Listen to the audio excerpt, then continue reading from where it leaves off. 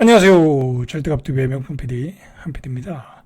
자, 다음 주에 분양하는 아파트가 있어요. 아주 인기리에 분양하는 아파트죠. 여기죠. 불광역과 연신내역 사이에 있는 대조 오구역인가요, 여기가? 어쨌든 메디알레, 히스테이트 메디알레 2451가구. 자, 불광역 역세권이죠. 자, 연신내는 조금 걸어가야 돼요. 걸어가도 되고 버스 타고 가도 되고 좀 걸어가긴 좀 무리가 있고요. 불광역은 역세권이에요. 자, 여기가 이제 이 불광 시장이 있죠. 시장 여기 시장이 형성되어 있고 여기 뭐 조그만한 백화점도 있고 뭐 초등학교 있고 뭐 살기는 괜찮아요. 여기는 괜찮아요. 여기 주변은 뭐 이제 다 빌라촌이니까 좀 그렇긴 한데 서민적인데 어쨌든 대단지 제가 2006년도에 이 지역에서 부동산 할 때 그때부터 재개발 얘기 그 전부터 재개발 얘기가 있었죠. 근데 그러면 2006년이면 20년이 지났어요. 20년 만에 재개발을 하는 거예요. 저희 그 부동산 같이 일했던 실장님이 이걸 샀어요. 그때 2006년도에 샀는데 가지고 있었겠죠? 가지고 있을 거야, 아마. 그러면 대박 터진 거죠. 그때 샀으면. 근데 20년이라는 세월이 걸렸다. 자, 여기가 늦어졌던 이유는 뭐냐면, 완전히 빌라촌이에요. 완전히 빌라촌이다 보니까 일반 분양분이 별로 없어요. 2,400세대에 비해서 일반 분양분이 별로 없어요. 그러니까 여러 가지로 난항이 있었겠죠. 그럼 사업성이 떨어지는 거죠. 예전에 가격이 은평구에 뭐 4억, 5억 가격으로는 턱도 없는 거예요. 턱도 없는 거야. 뭐 분담금 뭐 3, 4억씩 내라고 하면 했겠어요? 이 주역 주민들이? 안 했겠죠. 근데 지금은 얼마예요? 여기 5구 분양가가 11억 예상하고 있어요. 11억. 그러니까 거의 평당 5천. 자, 여기, 제가 이제 오늘 얘기는, 자, 여기 녹번역에, 여기 롯데캐슬, 여기 이편한 세상이죠. 여기 굉장히 인기가 있는 지역이거든요. 이게 11억이에요. 10억 9천이네. 그죠? 자, 녹번역 역세권이에요. 초역세권에 11억. 여기 뭐 주변 별로거든요. 여기 별로예요. 근데 여기는 끝내주는 데죠. 역세권이니까 뭐, 시내까지 얼마 안 걸리겠죠. 한 15분? 그죠? 광화문까지 한 15분이면 충분히 가죠. 교통이 좋아요. 근데 이 주변은 별로야. 자, 여기가 더 낫죠. 그죠? 여기가 더 낫죠. 한정구역이라도. 여긴 평지. 그리고 연신내역에서 한 10분이면 나중에 삼성역가 11억. 싸 보이죠? 그죠? 싸 보이는 거예요. 그러니까 인기리에 분양이 된다. 자, 제가 이 이야기를 끄는 것은 뭐냐면, 자, 이제는, 자, 잠깐 볼까요? 자, 한 2년 전에 분양했나요? 자, 여기 보세요. 여기죠? 여기. 자, 여기 분양가를 보세요. 여기 분양가를 보니까, 5구가, 이건 분양가가 아니죠? 그죠? 32평 볼까요?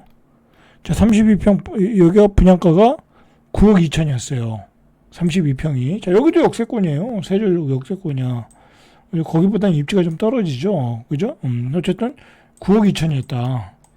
근데 분양가가 그렇게 많이 올랐다라는 거죠. 그죠? 자, 분양가가 많이 올랐다. 자, 그런데도 초대박 분위기다. 뭐 완전히 완판. 그죠? 왜냐면 강남 10분 거리. 자, 여러분들, 이게 이제 평당 5천이잖아요? 저 여기 35평이 여기 조그만 단지가 8억 6천 25평이 8억 6천 9백 그죠? 이렇게 차이가 나는 거야. 자, 이렇게 많이 올랐다. 자, 여러분들 이제는 평당 5천을 생각하셔야 돼. 서울시에서 이렇게 초역세권이다. 입지가 좋다. 그러면 평당 5천. 입지가 떨어진다. 조금 떨어진다. 그냥 평당 4천. 그러나 앞으로는 평당 5천. 점점 올라가니까 그렇게 된다. 그러면 32평 기준으로 15억, 15억, 16억. 일반 서민들은 이제 일반 서민 중산층들은 못 받는 거예요. 이제 못 받는 거다. 그렇게 보셔야 돼. 자, 뭐, 그렇다고 여기가 뭐, 자, 이 전세 가격 볼까요? 한번. 얼마나. 자, 이건 새 아파트니까 전세 가격이 꽤 하겠죠? 자, 보시죠. 자, 전세가 6억. 6억. 매매가는 11억. 6억. 그죠? 6억. 그런 차이가 있는데도 불구하고, 분양 분위기가 완판이다. 자, 이게 분양가가 폭등하고 있다는 거야, 서울에. 제가 계속 얘기하지만, 서울은, 아파트를 질 데가 없다. 그죠? 아파트를 질 데가 없어요. 여러분, 자, 여기 개발하는데 내가 인지한 것만, 저기도 분양 재개발하네? 20년 걸렸어요.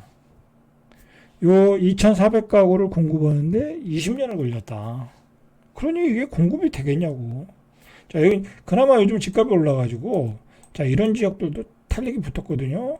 이거 사실 어려웠어요. 이런데 재개발하기가 얼마나 어렵겠어요. 이거 완전히 여기 주변에 뭐 상가도 많고 땅값 비싼 상가도 많고 그래서 이거 합의가 조합 설립 자체가 어려웠는데 하도 집값이 오르니까 그나마 탄력이 붙은 거예요.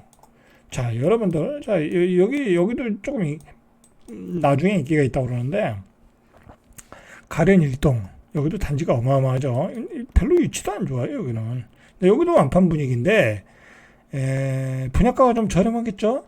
자, 이것도 여러분들 25년 걸렸어. 25년 걸렸다니까? 지금 철거하고 있어요. 그러니까 입주까지 30년이 걸린 거야. 자, 결국은 서울은 이런 데를 다 부시고 결국은 다 아파트로 바뀔 거예요, 아마.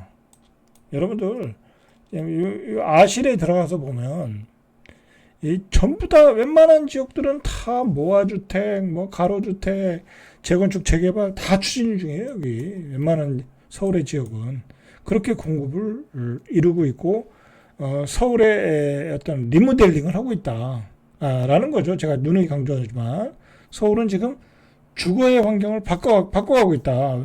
여러분들 서울은 소득이 제일 좋은 데 아니야. 그죠? 서울은 소득이 제일 좋은 데 아니야. 근데 이런 주택 가지고 이런 빌라촌 가지고 이게 만족할 수 있겠어요?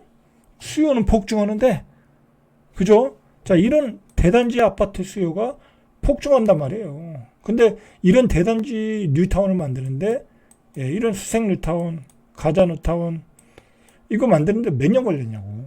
그죠? 20년 걸렸어요. 20년. 그것도 순차적으로 하는데 자, 그러니까 서울의 아파트 가격은 수요는 폭발하고 공급이 달린다. 그런데다가 지방에서 마구 올라오니까 더 폭등을 하고 있다. 그죠? 수요가 더 폭등하고 있다. 이제는 가수요만 올라오는 게 아니라 실수요만 올라오는 게 아니라 가수요까지 올라온다. 문제는 예전에는 지방에 투자해도 돈이 됐어. 그죠? 뭐 지방의 대장 아파트니 뭐 지방의 갭 투자니 그렇게 됐는데 이제는 그렇게 투자할 수가 또 없고 그리고 지방에 투자하면 안 된다라는 걸 배준 거야. 지방에 투자했더니 갭 투자했더니 한 2배 올랐어. 2억짜리가 4억 됐어. 좋았죠? 근데 중요한 건 4억대 거래가 몇 개나 됐냐고. 그러고 나서 다시 2억 5천이 된 거야. 또는 뭐 2억 8천이 된 거야. 떨어진 거죠. 그러니까 지방 사람들은 이제 지방에 투자하면 안 된다라는 걸 알게 된 거지. 그런데다가 투자하지 말라고 정부가 세제까지 개편을 했잖아요. 취득세 중과세를 하고 다주택자 중과세를 했죠. 자, 그랬더니 전부 다 서울로 올라오더라. 그런데다가 지방은 그나마 이제 옆에 신도시 만들고 뭐 만들고 하면서 땅값이 올라갔는데 이제 광역시 같은 데도 새로운 주택 수요가 있었는데 이제 그것도 이제 한계에 이르는 거야. 뭐 더 이상 분양이 안 돼. 왜 분양이 안 되겠어요? 분양가는 자꾸 올라가고 그 분양가를 지불할 수 있는 수요는 없고 자, 그러다 보니까 집을 줘도 분양이 안 되는 거야. 그게 대표적인 데 어디예요? 대구와 대전이죠. 대구와 대전이 뭐 입지도 별로인데 비싸게 분양을 해. 근데 수요는 없어. 분양이 안 되는 거예요. 자, 그러니까 땅값도 안 올라오겠죠, 당연히. 자, 그러니까 지방에 있는 지주들이 뭐 어떻게 생각했어요? 빨리 땅 팔고 건물 팔고 집 팔고 서울 가자. 가서 강남에 집을 사고 송파에 집을 사고 그러고 있더라 이런 거야.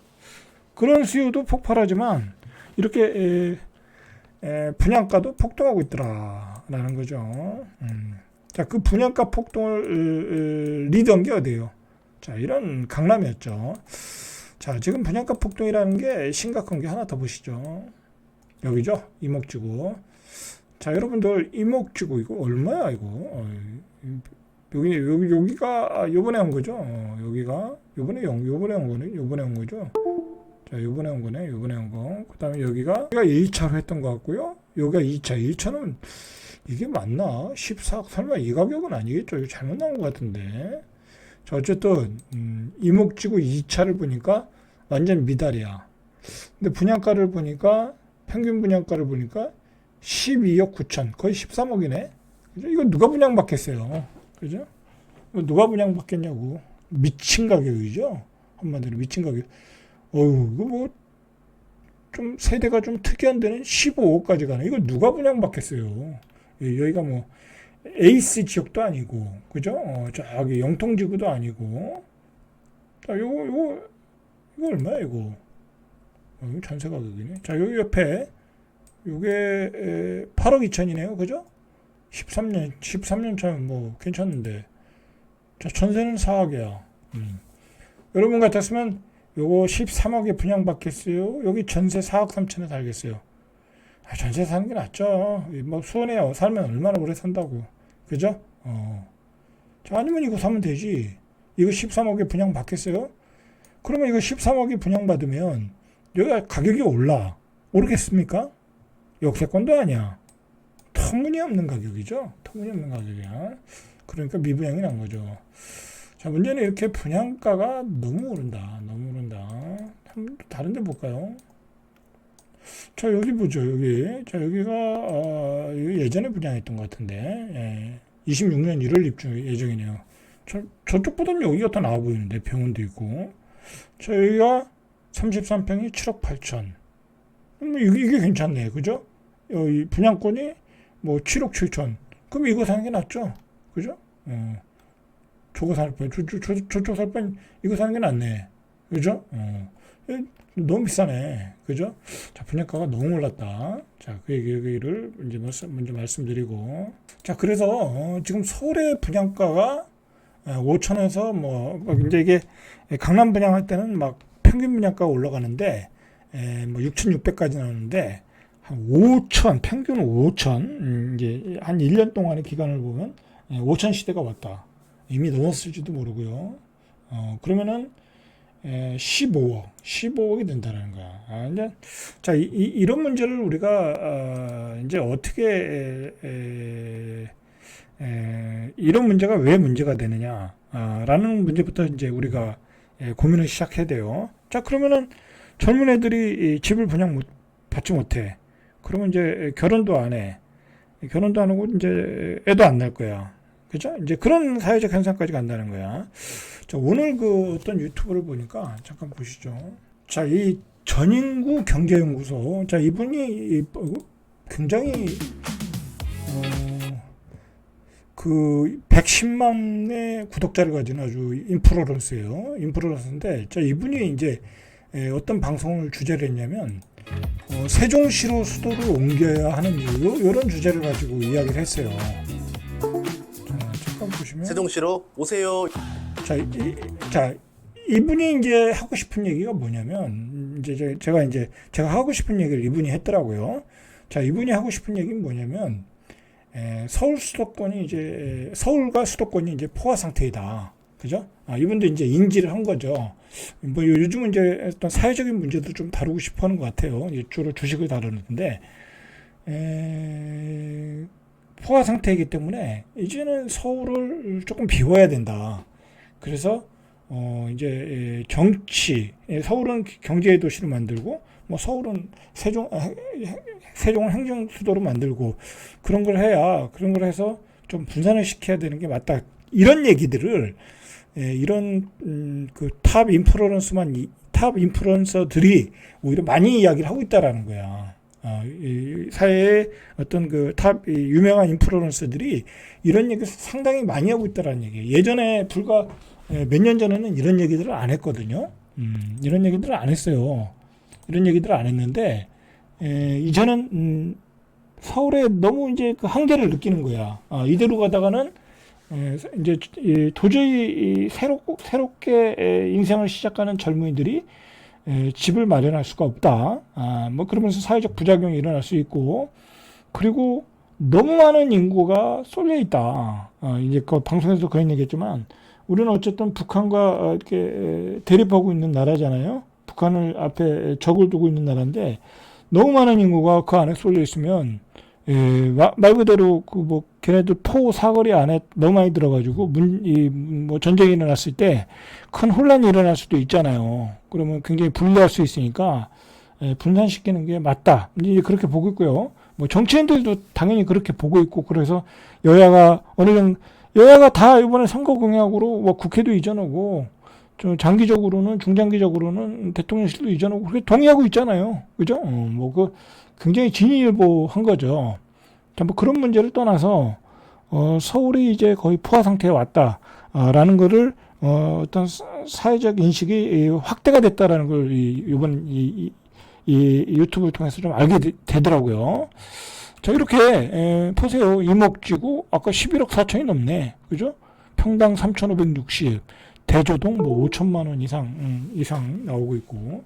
자, 이런 문제가 앞으로도 계속될 수 있다라는 거야. 문제는. 자, 그래서 어제도 얘기했듯이 그런 분양가를 감당하지 못하는 젊은이들이 서울에서 계속 쫓겨나고 있더라. 그래서 2015년에 310만 명이던 서울의 2030 세대가 2021년에는 286명 계속 경기도로 몰려 나가는 거야. 그러면서 경기도에 결국은 인프라를 제대로 깔아줘야 되는데 교통 인프라는 깔아주지 않고 계속 나가는 거야. 그러니까 다 출퇴근으로 고생만 하고 있는 거죠. 자, 그런 상황이죠. 그러면서 정부가 얘기한 거는 GTX를 깔아주겠다. 그렇게 얘기를 한 거죠. 그런데 GTX가 지금 가동되는 게 어디가 있냐고. 제대로 가동되는 게 없잖아요. 나온 지는 20년이 넘었는데. 그러니까 뭐 B, C, A 노선은 그나마 뭐 2030년 안에 가능하겠지만 B, C, D 뭐 그 D는 뭐 E는 볼 것도 없고 그거는 뭐 가능성 없는 얘기고, B, C, D는 그거 앞으로도 20년 뒤야. 앞으로도 20년 뒤. 제 생에 볼 수는 있겠죠? 20년 더 살 수 있으니까. 20년 뒤면 지금 젊은이들은 30대면 50대야. 은퇴할 나이야, 이제. 아무 의미가 없어요.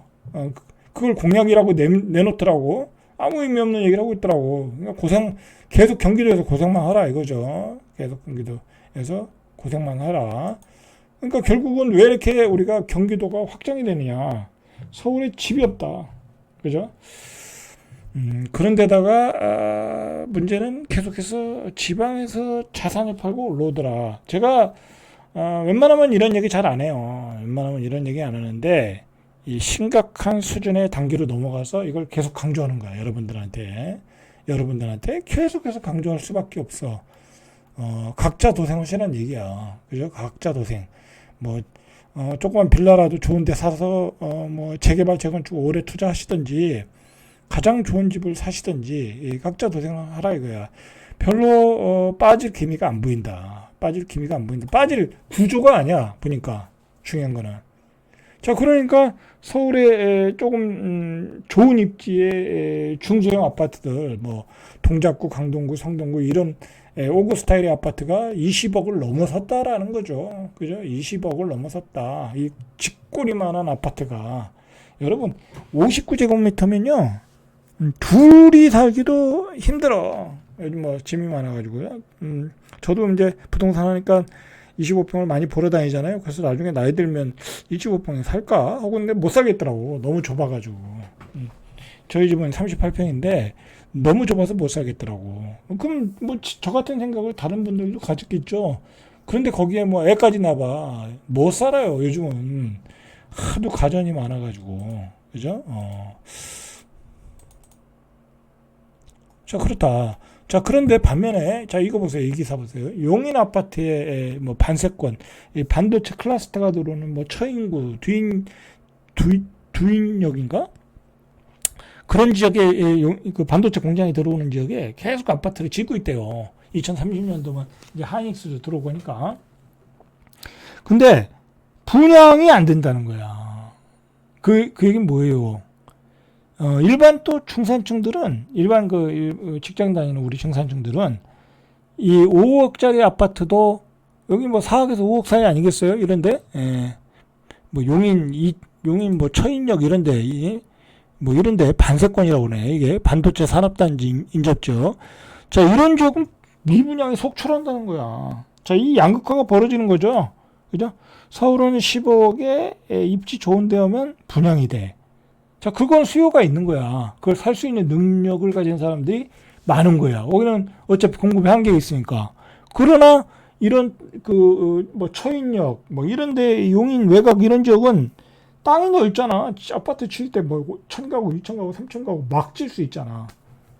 그죠? 근데 거기는 수요가 한계가 있죠. 거기 반도체 공장 다니시는 분들만 사시는 데지 거기서 서울 출퇴근하는 지역은 아니잖아요. 그죠? 그러다 보니까 수요는 부족하고 아파트 많이 짓고 하니까 이런 지역은 미분양이 속출하더라. 자, 이렇게 양극화가 벌어지고 있더라. 1630가구 모집에 경쟁률이 0.38대 1. 그죠? 자, 이 얘기는 뭐예요? 이런 데는 안 오른다, 가격이. 분양 받아도 뭐 반짝해서 어느 시기에 좀 잠깐 오를 수는 있지만 중장기적으로는 그렇게 투자할 값어치는 없더라 라는 거죠. 그죠? 자, 이런 게 앞으로 부동산 시장의 흐름이다.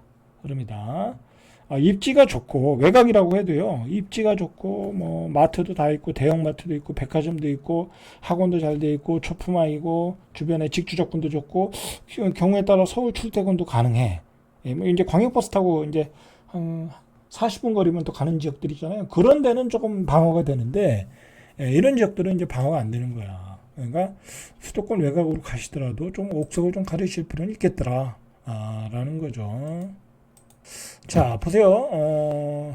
자, 지방에 살았더니 이제 거지가 되었다. 이제 앞으로는 그렇게 되는 거예요. 지방에 살았더니 거지가 되었다. 지난달 전국 5분위 상위, 전국 5분위 상위가 평균 매매 가격이 13억 2천이에요. 그러니까 서울은 한 15억 되겠죠. 서울만 놓고 보면 더 올라가겠죠.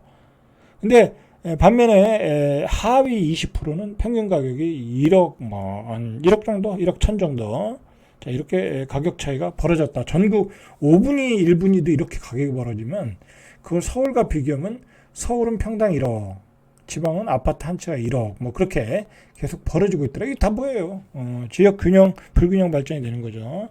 그래서 제가 이번에 이제 대선이 있을 때 우리가 지역 균형 발전을 에 대한 어떤 공약을 진짜 빨리 실현할 수 있는 공약을 내놓는 후보를 우리가 찍어야 된다. 그런 얘기를 하는 거죠.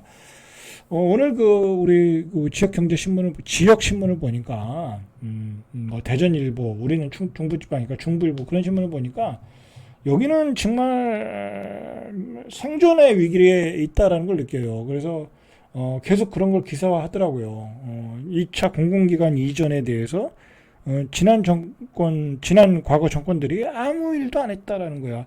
그런데 그 아무 일도 안 하는 동안 왜 압박을 안 했는지 모르겠어요.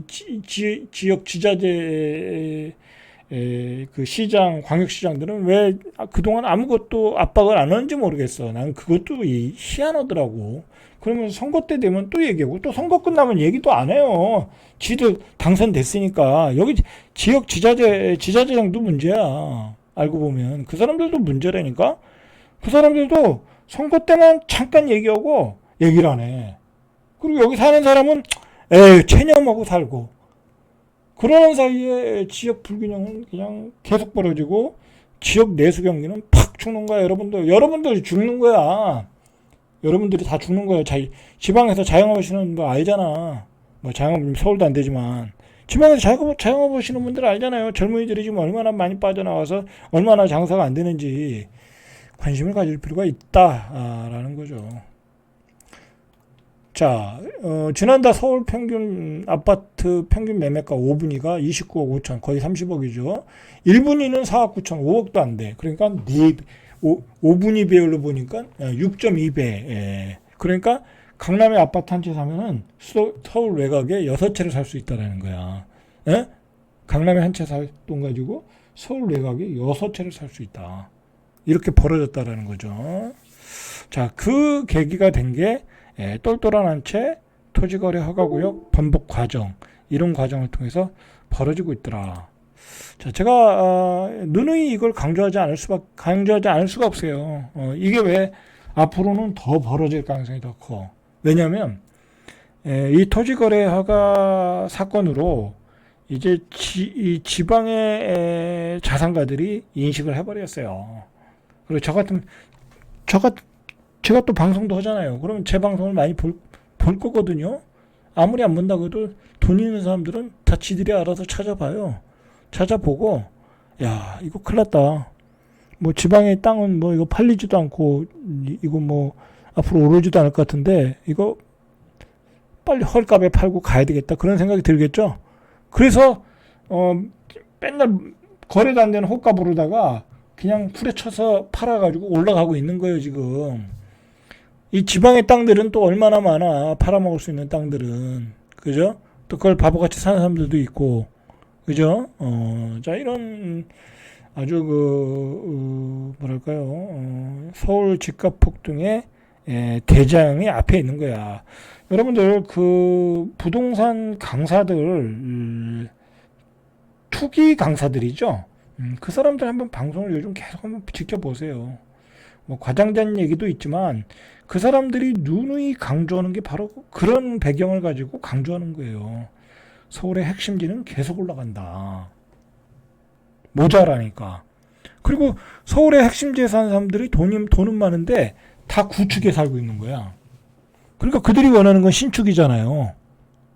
그러면 그렇게 올라간 다음에 그 옆에 B급 지역들, 동작구, 강동구 그런 지역은 또 갭을 줄이려고 올라갈 것이고, 그 옆에 또 재개발되면서 그 옆에 빌라들은 또 올라갈 것이고, 그 옆에 그 빌라를 판 사람들은 그 옆에 가서 또 아파트를 살 것이고, 그럼 그 구축의 아파트는 또 올라갈 것이고, 그러면서 서울의 아파트 가격이 올라가는 거야. 그리고 아유 이제 수도권에 못 살겠네, 피곤해서 수도권 팔고 서울 가야 되겠다 하고서 또 팔고 또 올라오는 사람이 있을 것이고.